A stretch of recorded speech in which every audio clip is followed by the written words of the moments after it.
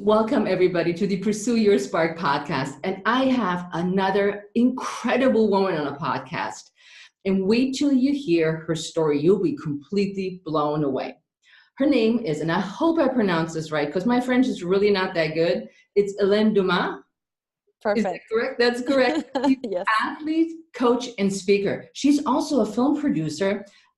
She made the movie Facing Infinitus, the black hole of ultra marathons, 888 kilometers, 10 days, 20 runners, infinite impossibilities, or possibilities, I should Yes. possibilities. She's also the owner of a coaching service called the Weedy Mile. So, Helene, bonjour. Bonjour. Bonjour, this is pretty much my French. And comment allez-vous? That's all my French that I have. That's very good. I'm really happy to be there. Oh, I'm so glad you said yes. And again, I love meeting you just this past weekend. And the listeners know that I always like to talk about how I meet my guests. And I just met Helene 3-4 days ago. And she said yes. And I was so blown away by her story and what she had to share with me that I said she will be the perfect guest on the podcast. So, Helene, welcome and tell us who you are. All right. So to make it short, my French name is I'm French Canadian. I moved to the US about 3 years ago. I like to say my life, I'm an athlete, endurance athlete, an adventurer, and it all started when I was born 2 months premature. I like to think that's how it started because maybe I was right away on the survival mode. So I really have to make sure I stay alive. And since I never stopped wanting to feel alive, do everything I can do, experience life at its best. And so as an athlete, I started to run at 23 years old. I was not into running before that. I was more into art, so singing, dancing, and acting. And but my interest for health was always there. And so I knew it was good, healthy to be active. So I started to run 30 minutes every day. And this led me to sign up to a 10K trail, and I won it. So Oh my God. I was like, wait a minute, there's something's wrong here. I had a blast. I really had a fun time just, chasing the guys in front of me and just going up and over rocks and roots and mountains. I was really in my element. So I quickly moved forward to that. 10Ks became 21Ks and then 50Ks and 50 milers and then 100 milers. Through that, I did a little side where I explored the obstacle course racing. That was also very exciting because adding a dimension to not only your trail running, but you have those challenges along the way. Obstacles, Helene, like the ones that you crawl in the mud and all these, like yes, the Tough Mudders? Exactly. Spartan Race, Tough Mudder. In Maryland, you have the Savage Race coming up. So yeah, climbing ropes, carrying heavy things, all that fun stuff. And so I did a blast over there. I performed very well as well. But my love for the ultra, the longer it was, the better. And so I moved forward and I went into more self-supported event. So longer. Some people may not know what an ultra is. You and I know that. But right. I mean, most people know what a marathon is. Right. That's like 26.2 miles. But what happens after that?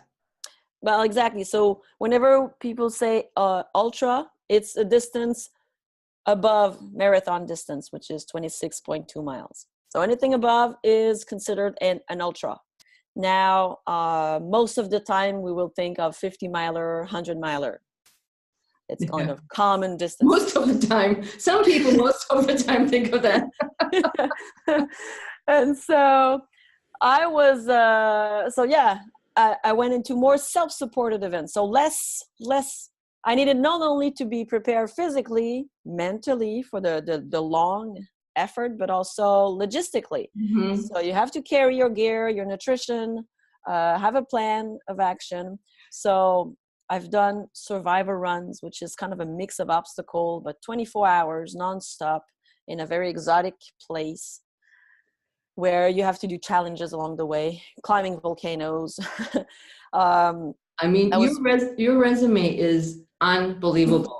If you guys look her up on her website, there's like a list that's at least a mile long with races, anything from 50K, which this is how I met Helene this past weekend, crushing a 50K, which is 32 miles. She was the first woman, crushed it way before any other woman. And she did it with ease. And so, the average woman, when I saw Helene, I said to you, you're not the right age for my podcast. And she said, hi, I'm much older than you think. She is going closer to 40. So guys, when you watch the video, she just looks healthy and young, and she is so cute. So definitely don't miss the video, because I underestimated this little powerhouse. So you started getting into these races, but most of us would say extreme races. Like, what does it mean self-supported? You like eat potatoes or bring your little Tupperware?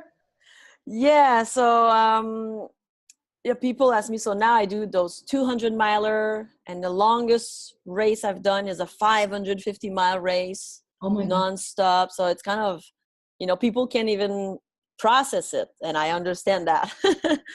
So to get there, it took a lot of training, a lot of devotion. But is it extreme?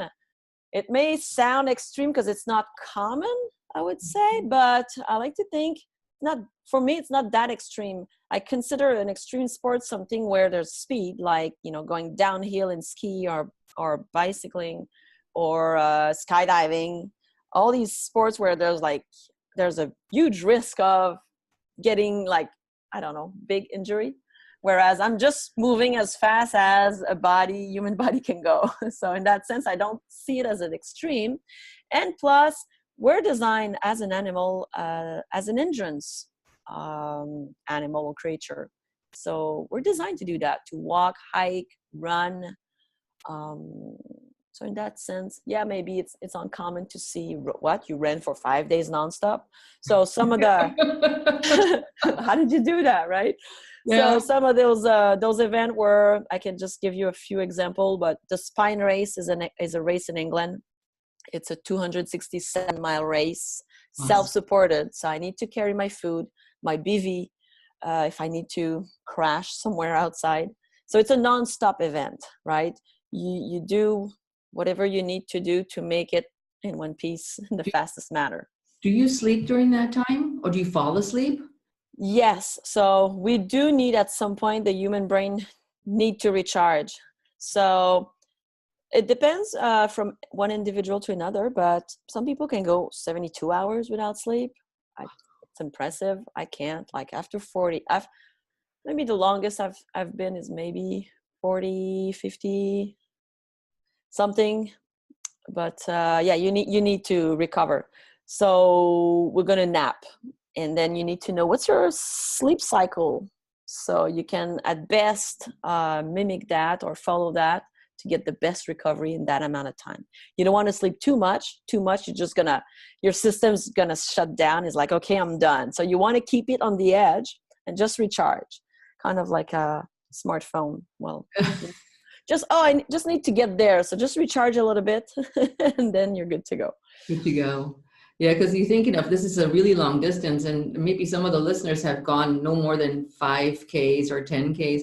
So just the sure idea of covering so much space in that amount of time seems just a lot. So it's like you said, you bring in your sleeping bag or your BV. I don't know what a BV is. Yeah, a BV. It's basically the most minimalist, lightest thing is kind of just an envelope you're gonna slide in there. So it's not a tent. There's no poles and spikes. So it's just a bag. So it's a BV sack, and then you can slip in your sleeping bag. You just put it in. Yes. So what do you typically eat? In races? Yes. So this is also, there's a lot of work done behind the scene. So nutrition as much we're all designed the same, yet there's some differences between one person to another. We can have sensitivities to something.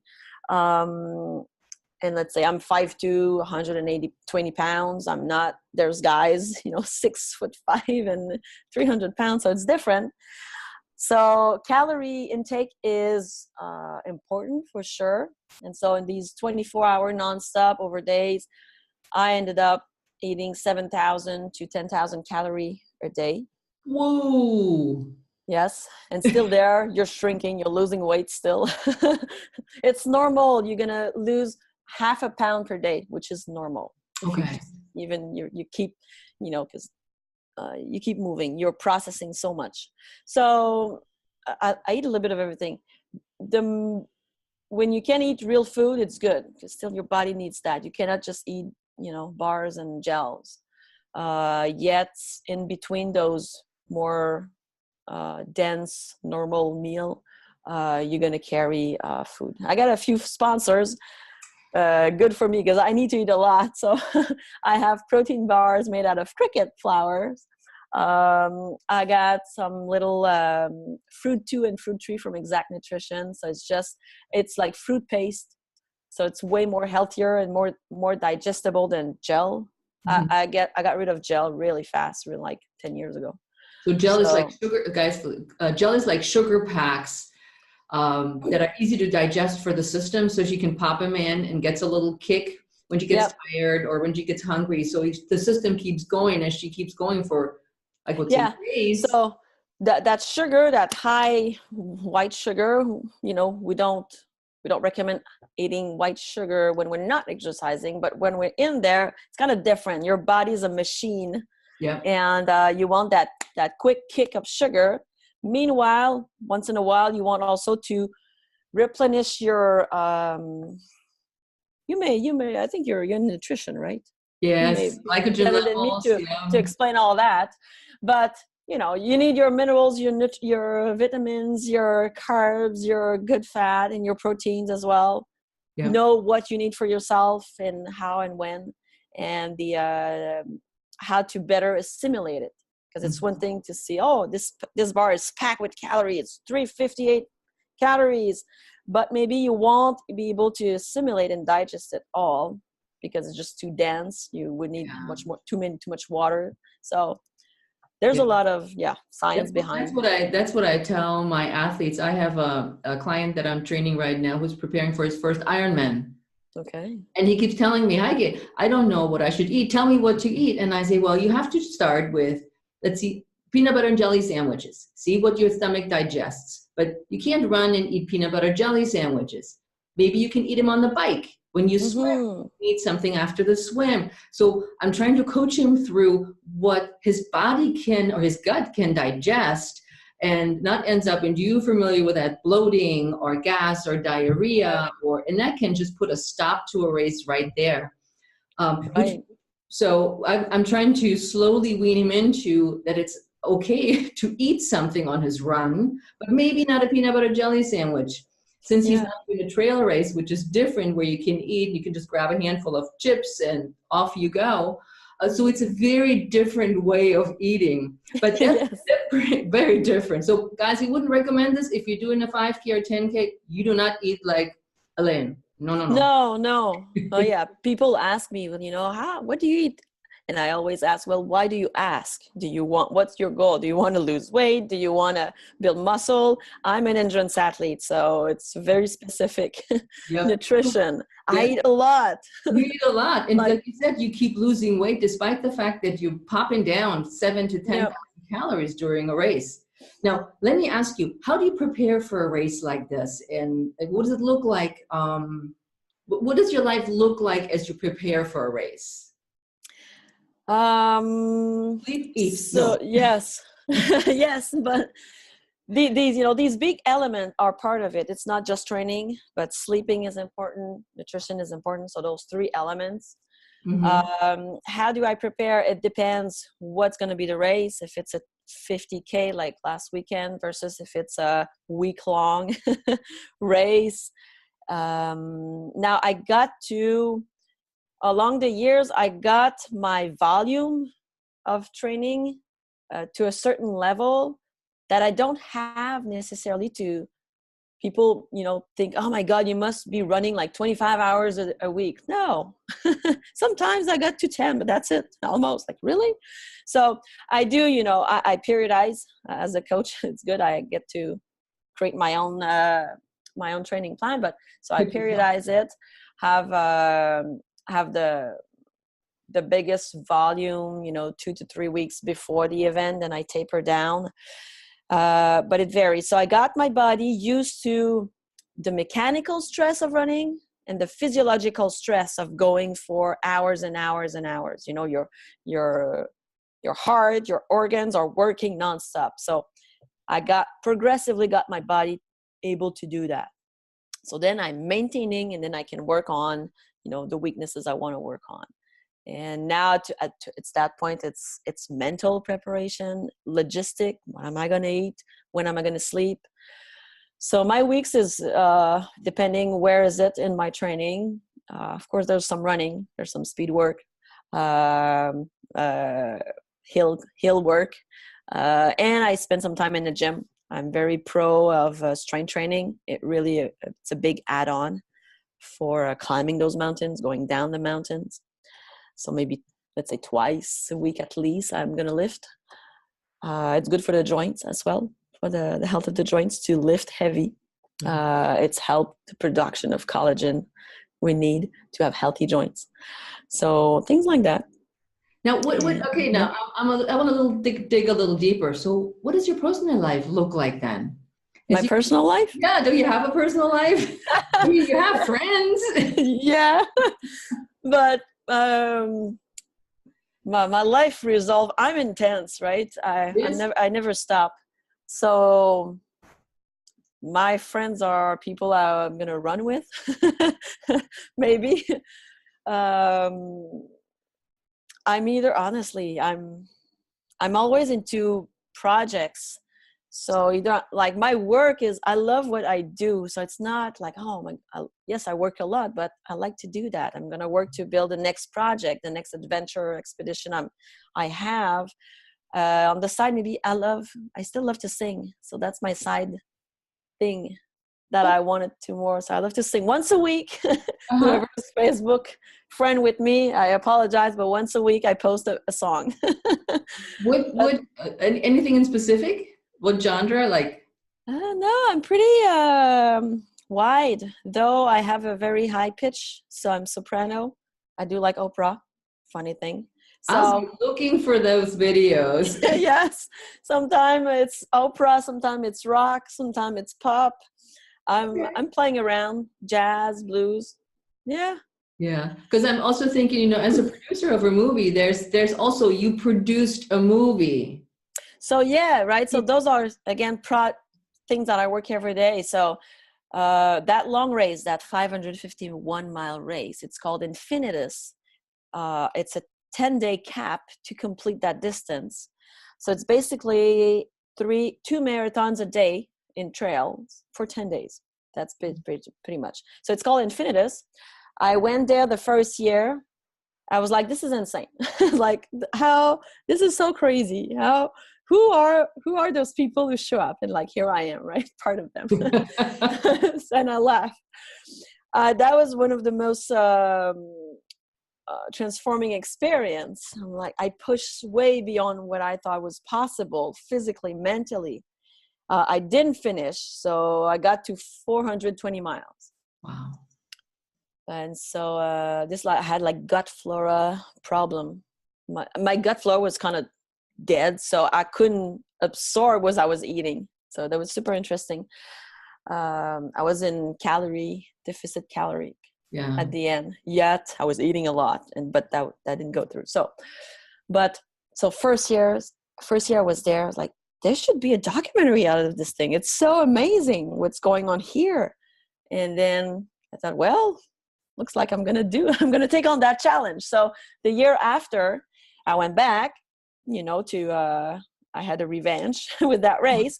So we did film pretty much most of it there. And so the race is about, the film is about the race. It's not about me. I'm part of it as an athlete, but again, who showed up to do that?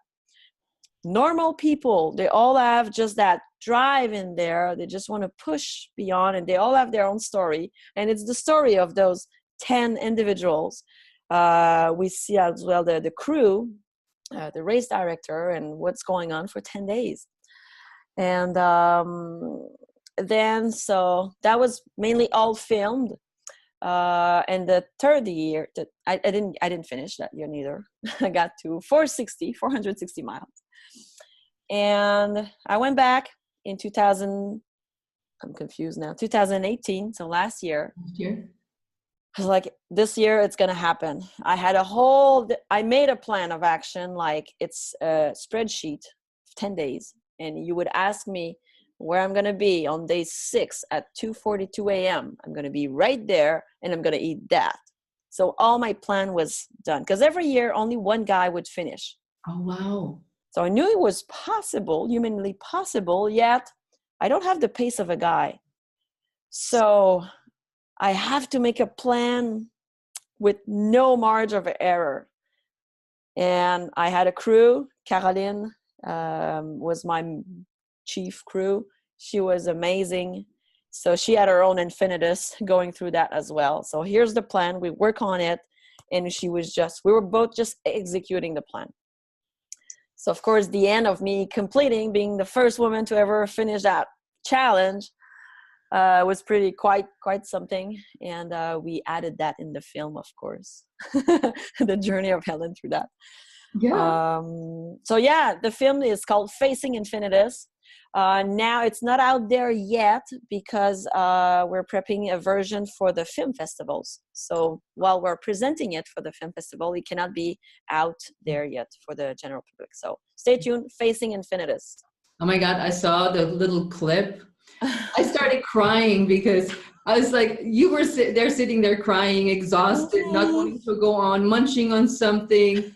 And I was like, guys, you got to check out that clip. It's just incredible. Even if you're not an ultra runner, it just is. No, yeah.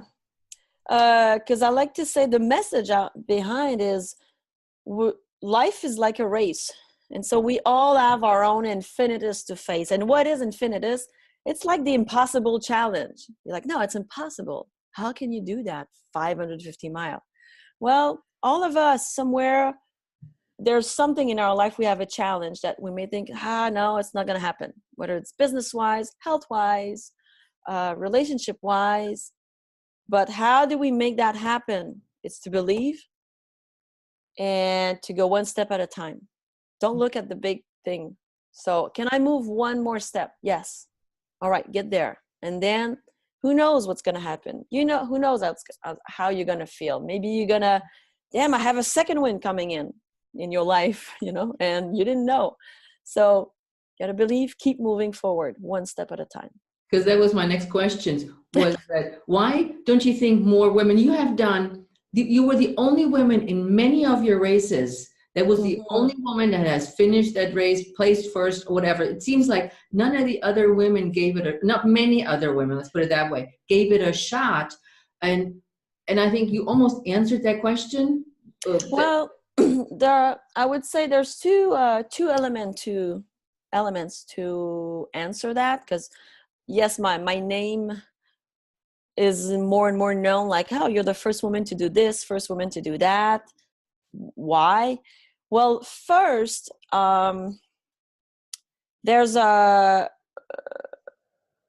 so women in life in general, we have the heritage of our socio-cultural, economical background where, before, now today it's better, but before, women stay at home, men go work. So in a sense, we've just haven't got the chance or the opportunity to start. So we kind of have to, whether it's work or sport, hey, no, I can do that if I want to. So we have less model, but now we're creating them. Hopefully, I like to think that I'm one. to, okay, it's possible, you know, I'm just a 5'2" little woman, nothing extraordinary. You know, I'm not born with like crazy, in a rich environment. I don't know, you know, so I made it happen because I was believing. I'm a big dreamer. So, because that's, I think, so dreaming, I think, is a good answer. It's like nobody expects everybody to do a 500-mile race, but it's, I think that what you said is dream big. Don't be the woman on the stove anymore. We have opportunities. We have, like you, a role model that says it is possible. yes, It is possible. Don't think you're not because it hasn't been done before doesn't mean it's impossible. Yep. Now, and yeah, often let's not limit ourselves from what it's out there. Let's not limit ourselves. You know, our body is not limited by what's our mind or our mind. No, sorry, the other way around. Our mind is not limited by what our body can do. Oh, it's the other way around. I gotta find. No, it's exactly that. That's exactly that. Like, why would we stop thinking that? Why? Because it hasn't been done. Because, you know, the classic example, when the mile run, the distance of a mile was always over. It has never been broken, like the 4-minute mile. 4-minute mile, yeah.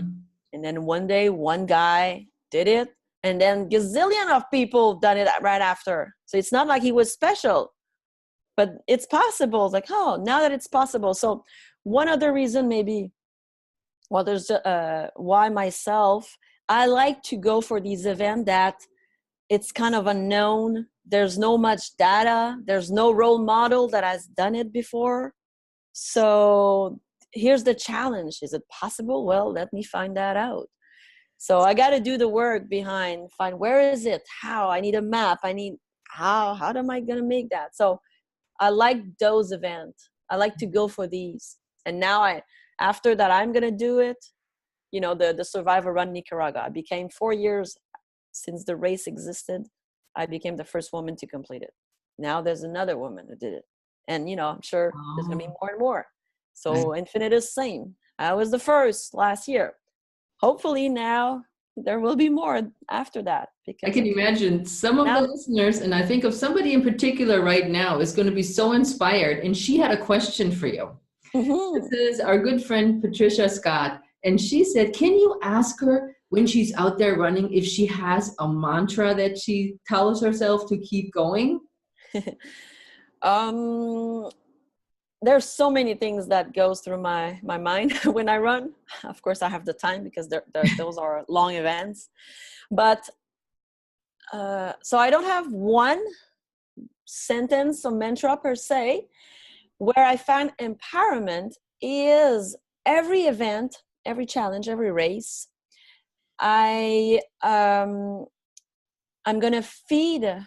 They're all unique. They're one piece. And so who I am right now in my life, where I am, and I'm going to feed on what's going on in my life as source of empowerment. So not only the good things, let's say, I just fell in love, I'm excited and everything. It's easy to feed on that. Like, yes, I feel powerful, I'm the best, I'm loved and everything. But also maybe, let's say right now I'm going to be in a transition. So I'm closing a phase of my life and I'm entering a new one. So that 50K, I use that. Yes. Okay. I'm changing. I'm in a new, I don't know. I'm entering a new dimension. Let me show you what I got. So even things that maybe are going wrong or sad or challenging in our life, feed on that. It's still emotion in a sense. And okay, feed on that. I'm super positive. I'm always looking at what's working. Or let's say, oh, it's super muddy. Oh yeah, but I've seen worse elsewhere. Oh, I'm tired. Oh, but I've been way more tired when I was in that race. So always looking at what's working, what's positive, and I'm smiling all the time. And because I love to sing, so there's always like a theme song in my head for each race I do. Oh, fun. Yeah. Okay. So So as you're running, are you worried about injuries at all, or how do you stay injury free because you're doing such major distances? yeah, of course, it's a worry more that it's an interest. So I'm really I love health, body. You know, I became interested pretty quickly with about physiology. I became a massage therapist and then a coach as an athlete, and I'm very kinesthetic. Mhm. And so I'm really in tune with what's going on in my body. Um, so I have I like to use a preventive approach as much as possible, not wait that, hey, something could happen. So I'm always curious to learn, like, do I have a good form?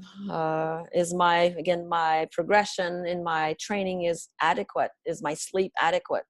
Because we're recovering through sleep. So Mhm. uh, I'm worried, yes and no. You know, I'm worried, like, hey, maybe more. I haven't paid attention that much to my nutrition this week. Well, careful, you know, because it may have to pay in my next event.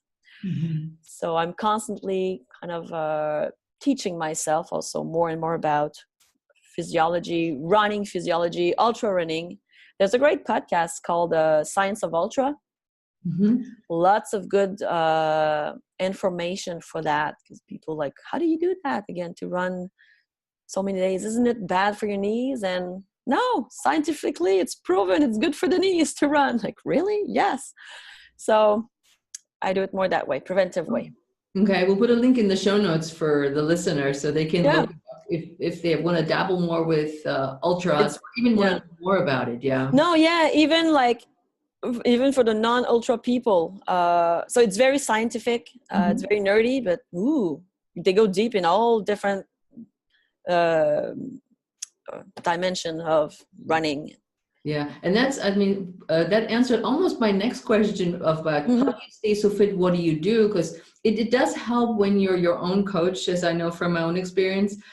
I'm like, okay, I can help myself a lot of times because I pay attention to my body, just like you said, or I notice if my back's kind of tight. Mm-hmm. But what does it do? You do an exercise as far as additional supplemental exercises? Right. Hmm. It is very good to train outside of our discipline. Hmm. So you get your body, because if you're, let's say I'm a road runner, so just the same dimension, same hip flexion, same direction. Well, as soon as I go out, I can get weak in the other dimension, go lateral, you know. And so you want to train the other dimension. So as well, for the health of our joints, I mentioned it earlier, but lifting, so weight training.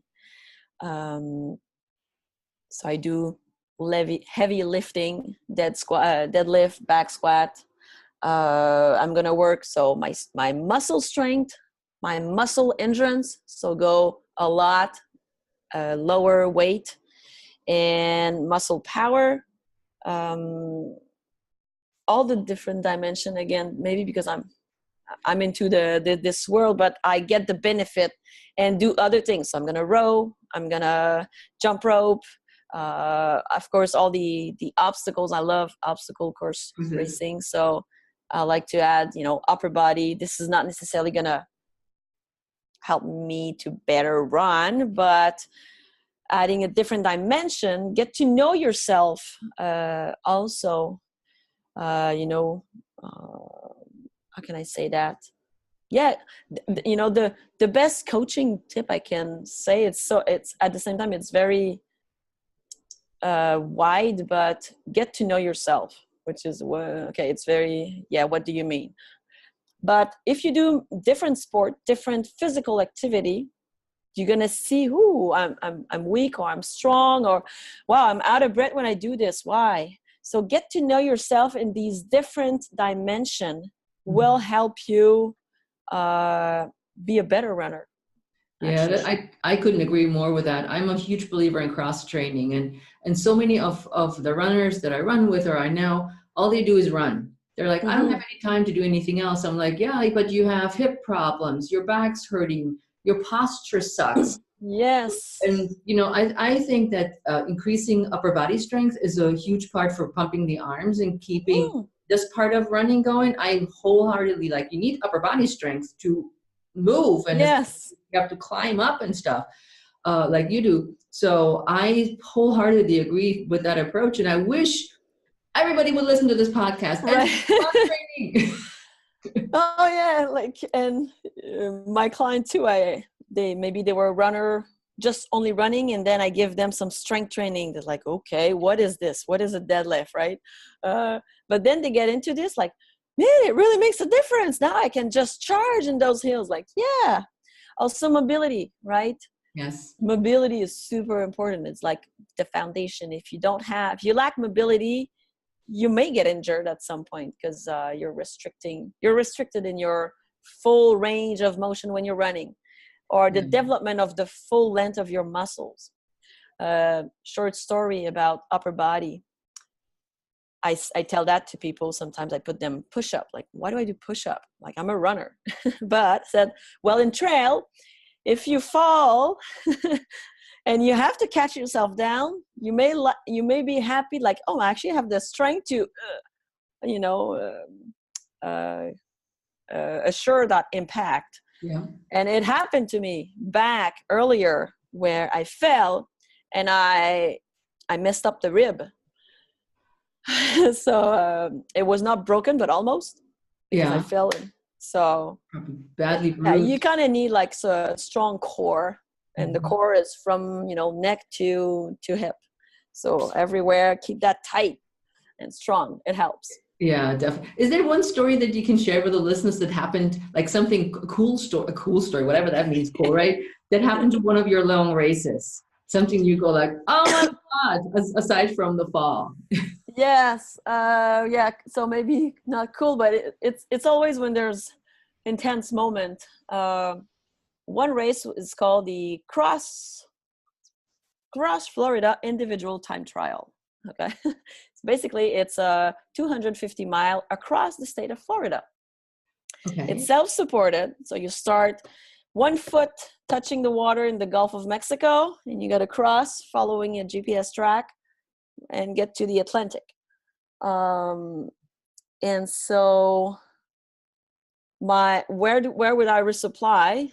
Well, convenience store along the way became heavens.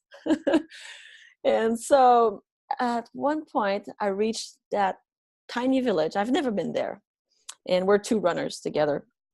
And we get there like, and then we're sitting outside just munching on something.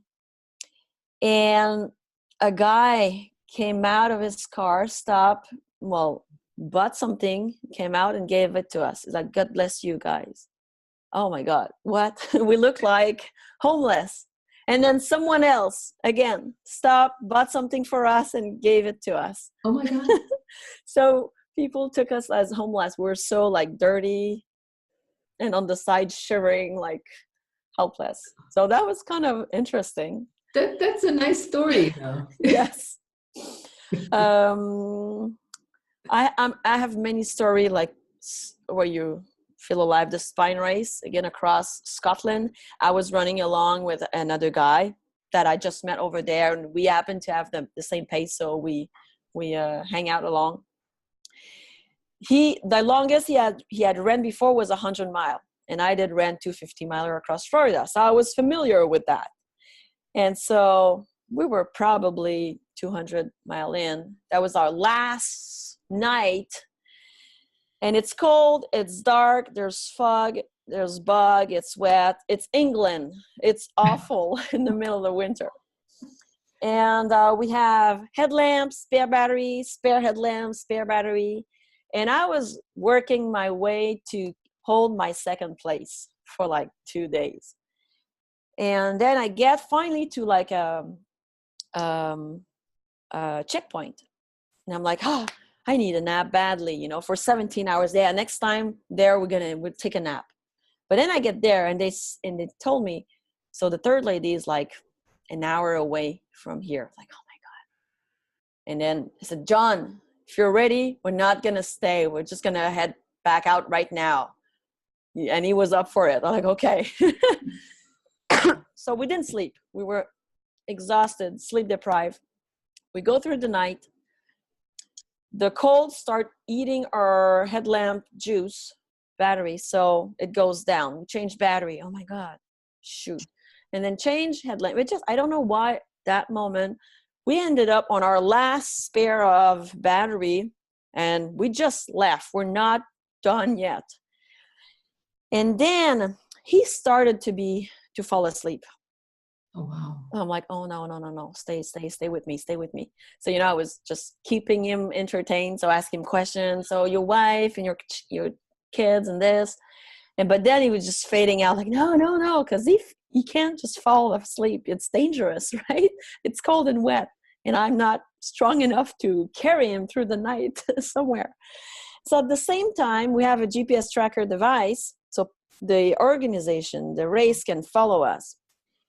And the most awkward moment, we're in England, right? We just met this guy. And he has his phone because his wife was following. He was talking with her sometimes. He's like, hey, Helen, your client, Caroline, in Quebec, she's saying that your GPS tracker is off. And I'm like, I couldn't process, and I'm tired. Like, what do you mean? How do you know her? And how did you get to, like, I couldn't understand. We're nowhere in the middle of nowhere. It's dark. How the hell did you get in contact with Caroline? And how come she knows that? So she was following online. Basically, her wife told, anyway, the people were following and People told knew. us that info. Yeah, people knew. Like, but we're in the middle of nowhere. My GPS is off. So they're going to be worried. If something happened to me, they can't follow me. They can't reach out. He's falling asleep. I'm like, oh my God.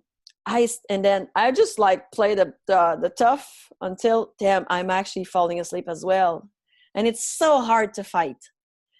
And when you're sleep deprived, the feeling is like you're drunk. Okay. You're like wobbling. You're having a hard time to focus with your vision. Plus it's dark. And you start hallucinating, seeing things that are not there. So that was really scary because I was like, no, we're getting close. Telling him that we're so not close.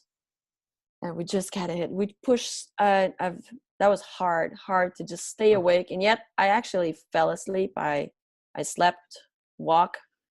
Because when we reached somewhere, there was light. And it took me a minute to understand what was going on. And I was actually dreaming. And then I figured out, like, hey, you're not my friend Michael. And hey, we're in England. We're not in Maryland. I'm like, wait a minute, what's happening here? And then I realized I was just falling. I fell asleep and was dreaming. Oh my God. The whole thing. It's like, how did that happen? Thank God we got there. So that was challenging. One of the scariest moments. Wow, that is scary. Sleepwalking, running. Yes. Sleeping. Things can go sour pretty fast. Okay. And so that's why, like, okay, my GPS tracker went back on. We didn't fall down, on the side and roll and for a freeze there. Did you finish the race? Yes, I finished second. Woman. How Yes. awesome. How awesome. What a most brutal event. Wow. Let me ask you, switch a little bit. I get oftentimes in my group of women in midlife, they're saying, I'm too old for this. I can't take any of these challenges on, and I should be only walking, and I should only be doing some Pilates. And this is all way too challenging for me. What you got for them? So, well, don't stop if you want something, why not go explore it, right? You got one life, and I'm going to say it, it's never too late to start. And the best example is my mom. My mom now, she's 77, and maybe 5 years ago, she kept looking and talking about, there's this beautiful walk in Spain. It's called Camino de Santiago. It's like a 500 mile. Yeah, 500 kilometer or 500 miles. I'm not sure. 500 mile. It's 800 kilometer. So 500 mile. She just kept talking about it. I'm like, that sounds great. She's like, yeah, I saw this conference about it. I saw this documentary about it. And over and over. And I'm like, well, why don't you do it? She's like, well, I can't do that. She's never been, physically active necessarily. And she was 73 at the time. I'm like, why not? Well, I'm too old or this or that. Like, okay, wait a minute. She's like, well, it's way too big. I'm like, wait a minute. Can you walk? Can you put one step in front of the other? She's like, yes. Okay. So don't look at the big end of it. But if you can walk, well, then you can train to get there. So she's like, well, I don't know if I can, my health. I said, well, go check with your doctor, get the, do all the tests. And if she gives you the green light, okay, like, yes, you're physically able to do that. Well, the first thing is you got to commit. And don't try to figure it out how you're going to do it now. Just, you want it. If you're excited and nervous, that's the same feeling in your body. Good. That means it's a big challenge, big enough for you. If you're nervous, that means no, it's easy. So commit, and then you'll find out how to make it happen. So I said, for you to commit, you're going to buy your plane ticket. So she saw her doctor. Everything was fine. So I said, all right, just buy a plane ticket for next summer. And so then we have a year to get you there. And so we started one step at a time. I said, you're going to go walk 1 kilometer 5 days a week. And in the house, you're going to do 10 times the stairs at home, and right? All right, up and down. And then I show her how to deadlift, because you'll have to pick up your bag. So interestingly enough, she has never been interested into lifting or training. But the fact that now there was a meeting, there was a reason. She was all excited. I brought a barbell in the basement of my parents. My mom, she's in her bare socks, and I show her to deadlift. It was beautiful. And she would do her little deadlift and, build some strength, some lunges, and everything was related to, I got to carry my bag, pick up my bag, go up the mountains. Yeah. And along the way, she would build the logistic. What does she need with gear-wise? And up to a point, midway, she did a little challenge, like a 200-kilometer flat with, station along a trail, a very easy, close to civilization. So every day she would be safe, and she did that. And then a year after, she went and she did the 800-kilometer of that trail at 75 years old. And, incredible. When she finished, she's like, I've done something that I, since I was 18, I wish I would have done. I said, it's never late. And she got back. She looked younger. So much, like her skin was shinier, more elasticity. Great. She's like, that was the best experience in her whole life. Yeah. And even in there, when she just before she left, she had some tests, medical tests, just general screening, and she was in communication with my father on his trip. Mm-hmm. On her trip, and she learned that she had breast cancer cells. Oh. As she was doing her trek. She didn't tell anyone, and she had to make a decision: do I go back home right now and take care of that, or do I pursue my trip? And she decided to pursue. And so afterwards, she's like, that's probably the best thing I ever done, because she had so much good energy, good for her body to be out there. And when she got back, she took care of that. I mean, she had like surgery and everything, and now she's cancer-free. Oh, wow. So You know, it's like walking the Camino de Santiago is for many such a spiritual walk. Hmm. And many people do it for reasons, and it's of feeling better, finding themselves. And I think it's really interesting to know that your mom found out just before she went, or during During. the Yeah. walk, that she had something, and she said, you know what, I have one life to live, and Yep. I'm going to finish this because this is really what I want. Yeah. Yeah. Oh yeah. Woo, that's a good story. So listen to this like over and over, guys. So there is nothing that holds you back other than yourself. It's not Yeah. right is in the knee. It's not the whatever else, the high cholesterol, which would get better if you keep walking and eating healthier. Yes. Yes. And So again, we might not have all the resource at the moment to do it, but it's got to start somewhere. So if something calls you like, just makes you smile and get some bright light in your eyes when you look at that, well, go for it, explore it, and then you'll find a way. You'll find the resources to make it happen. so what is next for Helene? So after doing, I do a lot of competition, and then going more and more in the self-supported aspect of these events, I want to do more, meaning, well, I realize it's great what I'm doing, but how can I make a difference in the world with what I do, right? I'm not a surgeon. I can't save life in that sense, but how can I make a difference is by inspiring people, sharing, being the example, kind of being the, walk the talk, being a model. And so I decided I'm going to start a series of running expedition where that are linked with a charity. Either it's a humanitarian or environmental cause.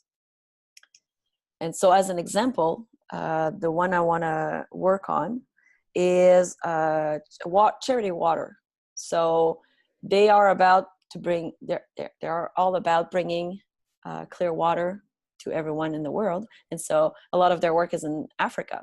And so I'm thinking, could I link those villages that don't have water yet? And there's it's women walking every day 5 hours to go get water, not even clean water, but in that hole, bring it back. So their whole life, they don't get education. They're this sanitary the sanity level of their village is not good. The kids are, there's disease. So it has a huge impact if they could get clean water.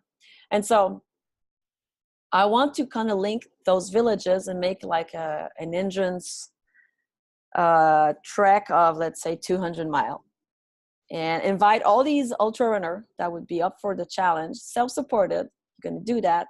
Of course, you're going to gather water the same place these women are doing.